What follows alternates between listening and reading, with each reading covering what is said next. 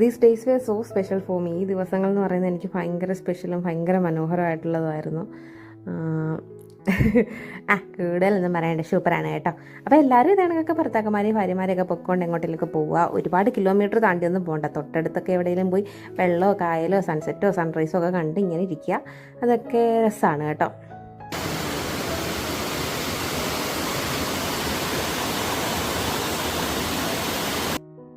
അങ്ങനെ നമ്മൾ നമ്മുടെ മീൻ പിടിപ്പാറയ്ക്ക് ടാറ്റയൊക്കെ പറഞ്ഞ് ഞങ്ങൾ നേരെ ഇനി മൂവിക്ക് പോവുകയാണ്.